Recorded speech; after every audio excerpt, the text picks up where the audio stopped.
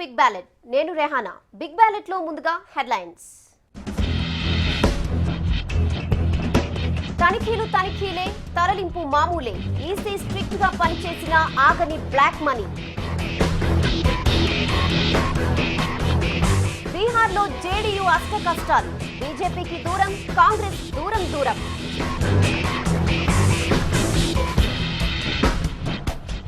మధ్యప్రదేశ్ లో పరువు కోసం కాంగ్రెస్ యత్నాలు. ఆమ్ ఆద్మీ దెబ్బకు ఓట్లు చీలే అవకాశం. కళింగ యుద్ధంలో ఏకవీర. సోలోగా అంతా నడిపిస్తున్న నవీన్.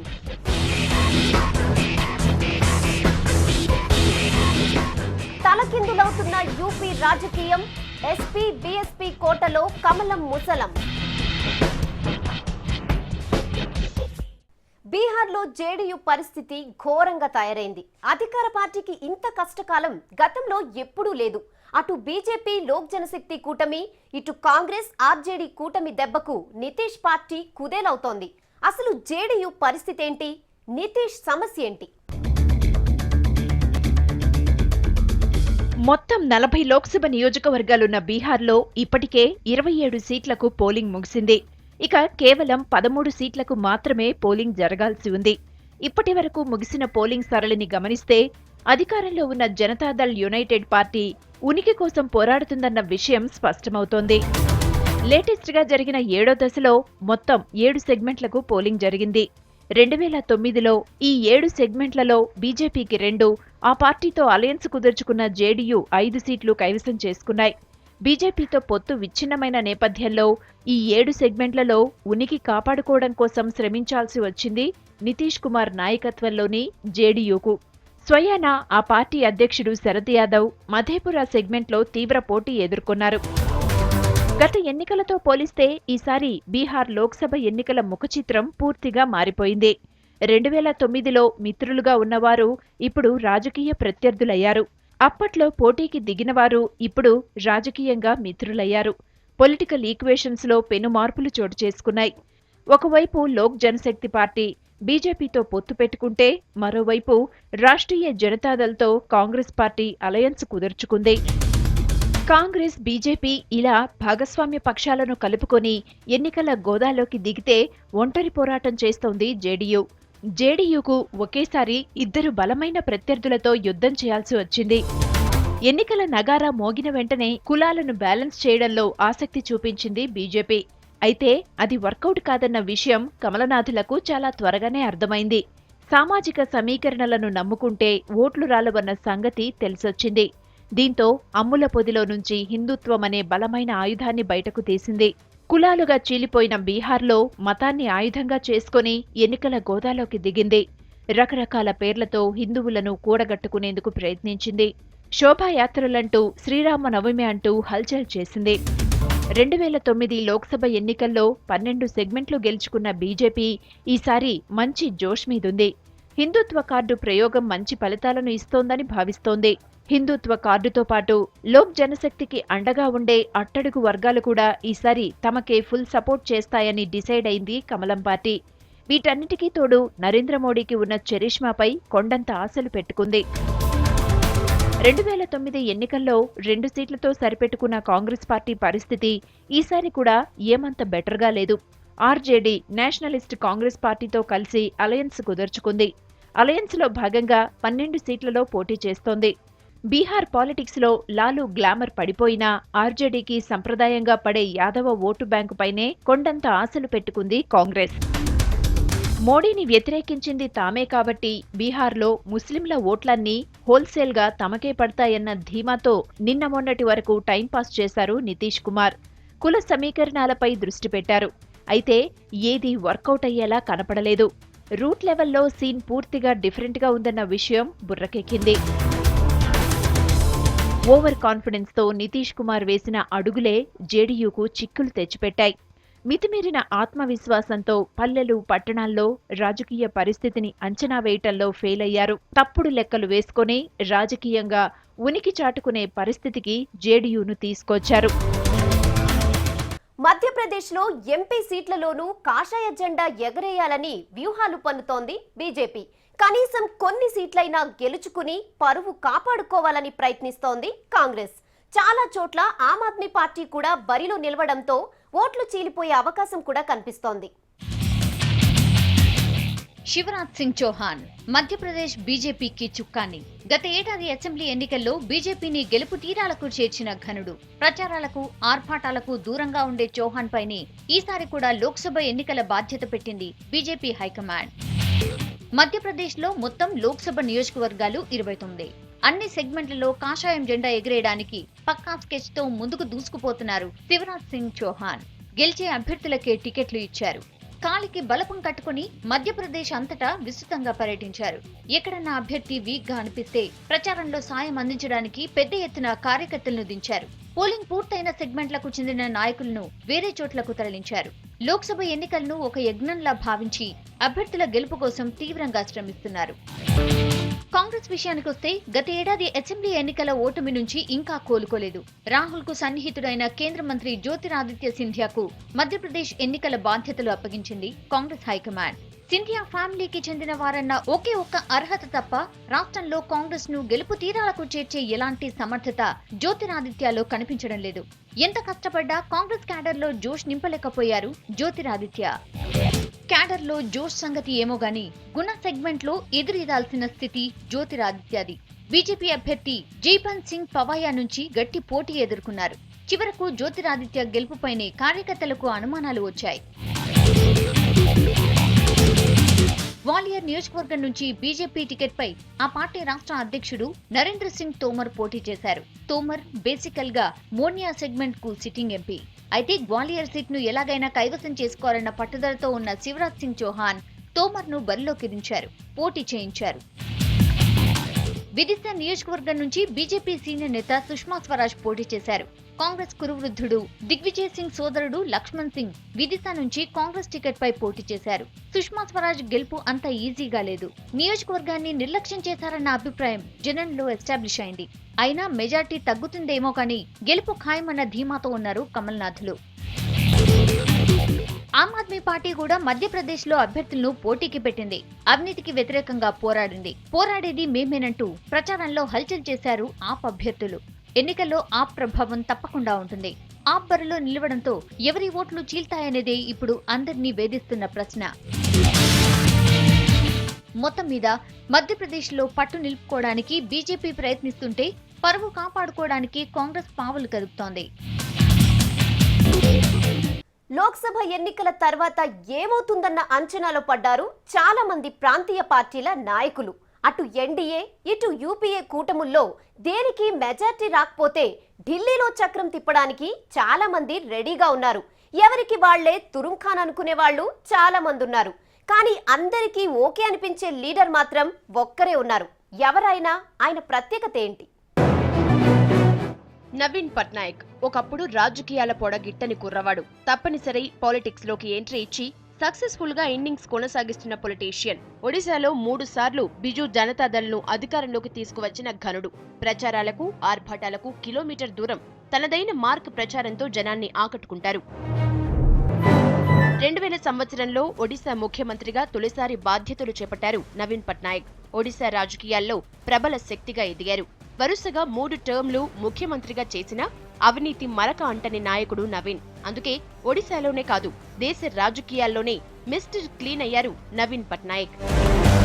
ఒడిశా ముఖ్యమంత్రిగా Naveen Patnaik the different style. అంతకుముందు ముఖ్యమంత్రులకు భిన్నమైన స్టైల్ను ప్రవేశపెట్టారు నవీన్.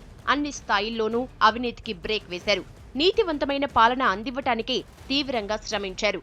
పాలనలో పారదర్శకతకు పెద్దపీట వేశారు. పార్టీ వేరు పాలన వేరు అనే స్టాండ్ తీసుకున్నారు. పార్టీ పరంగా ఎంత పెద్ద మంత్రి అయినా పరిపాలనలో ఫెయిల్ అయితే మొహమాటం లేకుండా శాఖను మార్చేసేవారు. వీలైతే మంత్రి పదవిని కూడా ఊడబరికేవారు. ఎమ్మెల్యేలు మంత్రులకే కాదు సగటు మనిషికి కూడా అందుబాటులో ఉండేవారు. బేసికల్ గా నవీన్ పట్నాయక్ లో ప్రొఫైల్. హంగు ఆర్భాటాలకు చాలా దూరంగా ఉంటారు. అయితే రాజకీయ ఎత్తుగడలు వ్యూహాల్లో ఎవరికి తీసిపోరు. 2000-2004 సంవత్సరాల ఎన్నికల్లో బీజేపీతో దోస్తానా చేశారు.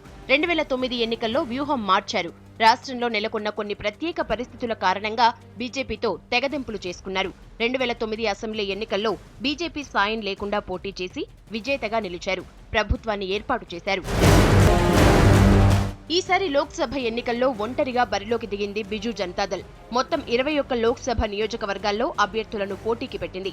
ఈ ఎన్నికలను ప్రతిష్టాత్మకంగా తీసుకున్నారు నవీన్ పట్నాయక్. టికెట్లు ఇవ్వటం దగ్గర నుంచి అనేక జాగ్రత్తలు తీసుకున్నారు. సహజంగా ప్రత్యర్థులను గట్టిగా విమర్శించడానికి కూడా మొహమాట పడే నవీన్ పట్నాయక్ ఈసారి రాటుదేలారు. ప్రచారంలో కాంగ్రెస్, బీజేపీలను కడిగి పారేశారు. జనం సమస్యల పట్ల ఎవరికీ చిత్తశుద్ధి లేదని ఘాటు విమర్శలు చేశారు. ఎన్నికల తరువాత కేంద్రంలో కాంగ్రెసేతర, బీజేపీయేతర ప్రభుత్వం ఏర్పాటుకు బీజేడీ కృషి చేస్తుందని స్పష్టం చేశారు. పరోక్షంగా ప్రధాని రేసులో తాను ఉన్నానంటూ సంకేతాలు పంపారు నవీన్ పట్నాయక్. ఎన్నికల తరువాత ప్రాంతీయ పార్టీలే చక్రం తిప్పాల్సిన పరిస్థితులు వస్తే అందుకు మమతా బెనర్జీ, ములాయం సింగ్ యాదవ్, జయలలిత వంటి చాలా మంది లీడర్లు రెడీగా ఉన్నారు. అయితే వీరందరికీ ఒకరి పొడ మరొకరికి పడదు. ఎవరికి వారే ప్రధాని అయ్యే అర్హతలు తమకే ఉన్నాయని గట్టిగా డిసైడ్ అయ్యారు. వీళ్లతో పోలిస్తే ఒడిశాలో లోక్సభ సెగ్మెంట్లు కూడా తక్కువే. మొత్తం 21 సీట్లు గెలుచుకున్నా హస్తినలో చక్రం తిప్పటానికి ఆ నెంబర్ సరిపోదు. అయితే నవీన్ పట్నాయక్ వీళ్లందరికీ ఆమోదయోగ్యుడు. అందరి అభిమానాన్ని చూరగొన్న నేత. వివాదాలకు బహుదూరం. ఏ ప్రాంతీయ పార్టీ లీడర్కు లేని యాక్సెప్టెన్సీ పట్నాయక్ కు మాత్రమే ఉంది. అదే పట్నాయక్ ప్లస్ పాయింట్. మొత్తం మీద ప్రధాని పదవిపై కన్నేశారు నవీన్ పట్నాయక్. ఏమో గుర్రం ఎగరవచ్చు. దేశమంతా జరిగే ఎన్నికల్లో నల్లధనం విపరీతంగా ప్రవహిస్తోంది. బ్లాక్ మనీని ఆపడానికి ఎన్ని చర్యలు తీసుకున్నా పెద్దగా మార్పు లేదు. ఎన్నికల సంఘం కొత్తగా ఏర్పాటు చేసిన గ్రిడ్ కూడా బ్లాక్ మనీ ప్రవాహాన్ని ఆపలేకపోయింది. బ్లాక్ మనీని అడ్డుకోవడానికి సర్కార్ చర్యలు ఎందుకు ఫెయిల్ అయ్యాయి? దేశవ్యాప్తంగా లోక్సభ ఎన్నికల్లో నల్లధనం ఏరులై పారుతోంది. బ్లాక్ మనీ ఏ ఒక్క రాష్ట్రానికో పరిమితం కాదు. అటు ఇటుగా అన్ని రాష్ట్రాల్లోనూ ఇదే పరిస్థితి. ఉత్తరప్రదేశ్, బీహార్, మహారాష్ట్ర, కర్ణాటక వంటి రాష్ట్రాల్లో అయితే బ్లాక్ మనీని అడ్డుకునే నాదుడే లేడు. ఎన్నికలంటే డబ్బే డబ్బు. సొమ్ములు బయటకు తీయందే ఏ ఒక్క చిన్న పని కాదు. దీనికంతటికీ వైట్ మనీ ఏమాత్రం ఉపయోగించరు. ఎన్నికల సంఘానికి సమర్పించే జమా ఖర్చుల్లో ఇరుక్కోకుండా ఉండేందుకు లెక్కపత్రం లేని నల్లధనం పెట్టెలను తెరుస్తారు. ఓటర్లను ప్రలోభపరచడానికి ఎడాపెడా వెదజల్లుతారు. ఇలా వరదలై పారే బ్లాక్ మనీని అరికట్టడానికి మల్టీ ఏజెన్సీ గ్రిడ్ కు శ్రీకారం చుట్టింది ఎన్నికల సంఘం. ఈ ఇంటెలిజెన్స్ గ్రిడ్ లో financial, security intelligence, income tax intelligence, directorate of revenue intelligence లాంటి 10 అత్యంత కీలకమైన శాఖలకు చెందిన ఆఫీసర్లను నియమించారు. వీరంతా నగదు లావాదేవీల వ్యవహారాల్లో నిష్ణాతులు. బ్లాక్ మనీ ప్రవహించడానికి వీలున్న అన్ని మార్గాలపై ఓ కన్నేశారు. ఏమాత్రం డౌట్ వచ్చినా రైమంటూ యాక్షన్లోకి దిగుతారు. లెక్క జమ లేని నగదుతో ఎవరు పట్టుబడ్డా జైలుకు పంపిస్తారు. మల్టీ ఏజెన్సీ గ్రిడ్ ఏర్పాటైతే ఎంతో ఆర్భాటంగా జరిగింది. అయితే ఆచరణలో మాత్రం గ్రిడ్ తుస్సుమన్నట్లే. ఎలాంటి ప్రభావం చూపలేకపోయింది. హేమాహేమి లాంటి అధికారులు రంగంలోకి దిగినా పరిస్థితిలో ఏమాత్రం మార్పు లేదు. అధికారులు ఎన్ని చర్యలు తీసుకున్నా అక్రమార్కులు తెలివి మీరారు. పోలీసుల కళ్లుగప్పి బ్లాక్ మనీని తరలించారు. సామాన్య ప్రయాణికుల్లా ఆర్టీసీ బస్సుల్లో, చిన్న చిన్న కార్లలో, వ్యానుల్లో నల్లధనం పెట్టెలను గుట్టు చప్పుడు కాకుండా తరలించారు. మొత్తం మీద బ్లాక్ మనీ ప్రవాహానికి అడ్డుకట్ట వేయడంలో ఫెయిల్ అయింది multi agency grid. Black money వరదలై పారుతోంది. ఇప్పుడు అందరి చూపు యూపీ పైనే. అన్ని పార్టీలకు కీలకంగా మారింది యూపీ.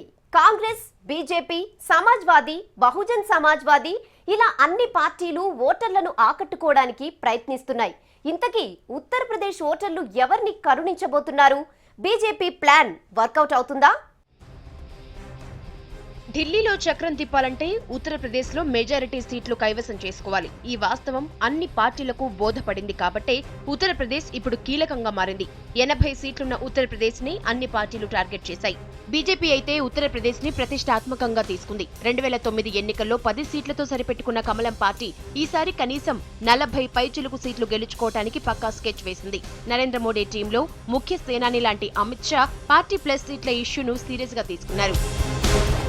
వారణాసిలో నరేంద్ర మోడీ పోటీ చేయటం కూడా వ్యూహంలో భాగమే. వారణాసిలో మోడీ పోటీ చేయటం వల్ల ఆ ప్రభావం యూపీతో పాటు చుట్టుపక్కల రాష్ట్రాలపై పడుతుందని డిసైడ్ అయ్యారు కమలనాథులు. ఫలితంగా బీజేపీ అభ్యర్థుల గెలుపు ఈజీ అవుతుందన్నది కమలనాథుల ప్లాన్.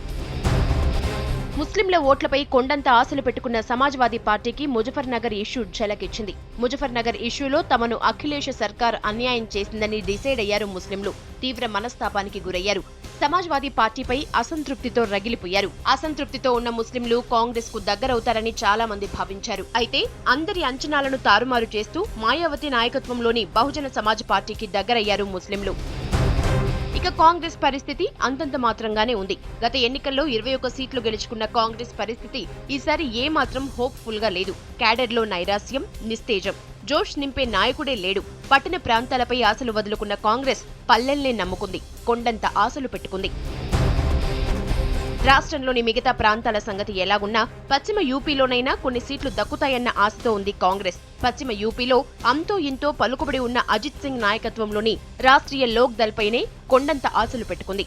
జాట్లను ఓబీసీల్లో చేరుస్తూ నిర్ణయం తీసుకోవడంతో ఆ సామాజిక వర్గం ఓట్లు గంపగుత్తగా తమకే పడతాయని లెక్కలు వేసుకుంది కాంగ్రెస్. ఈ ఎన్నికల్లో బహుజన సమాజ్ పార్టీ సరికొత్త ఎత్తులు వేస్తోంది. ఎలాగైనా ఎక్కువ సీట్లు గెలుచుకుని సత్తా చాటాలని ప్రయత్నిస్తోంది. బీఎస్పీకి సంప్రదాయంగా అండగా నిలిచే దళిత ఓటు బ్యాంకు ఉంది. అయితే ఈసారి ముస్లింలపై కూడా కొండంత ఆశలు పెట్టుకుంది బీఎస్పీ. అంతేకాదు అగ్రవర్ణాల మద్దతు కూడా తనకు ఉంటుందని ఫీల్ అవుతోంది బహుజన సమాజ్ పార్టీ. మాయావతి ఇవాళ అధికారంలో లేరు. అయినా రాజకీయ ప్రత్యర్థులను సవాలు చేయగల సత్తా, ఆత్మవిశ్వాసం ఆమెకు ఉన్నాయి. ఈ విషయంలో ఎవరికీ తీసిపోరు మాయావతి.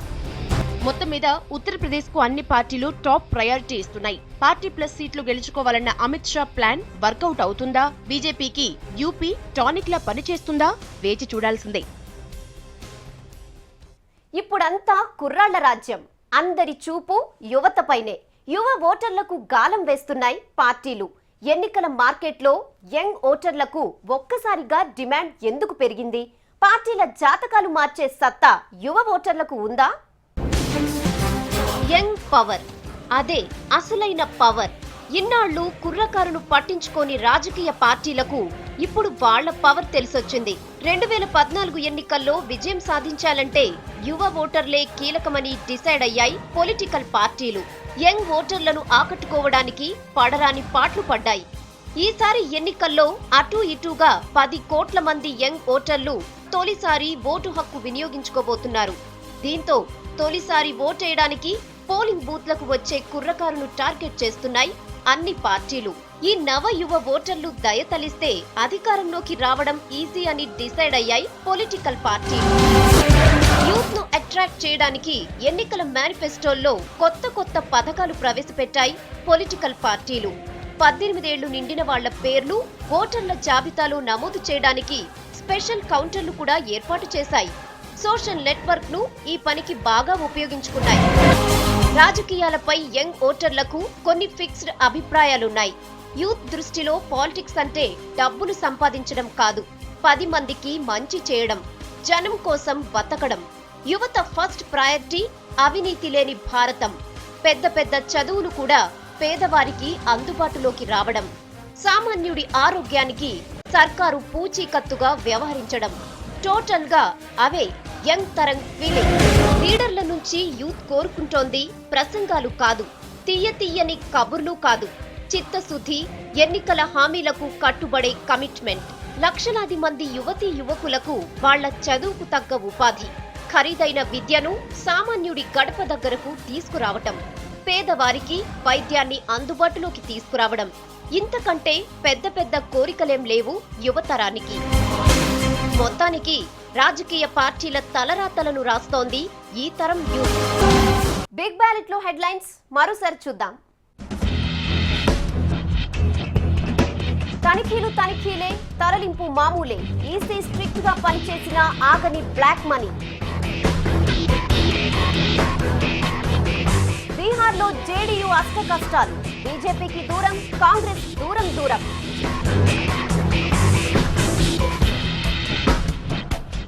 మధ్యప్రదేశ్ లో పరువు కోసం కాంగ్రెస్ యత్నాలు.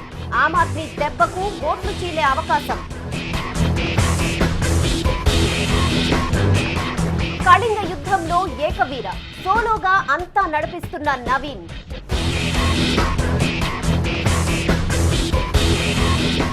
తలకిందులవుతున్న యూపీ రాజకీయం. ఎస్పీ బీఎస్పీ కోటలో కమలం ముసలం. ఇవి ఇప్పటివరకున్న big ballot updates. Stay tuned to V6 news as it is.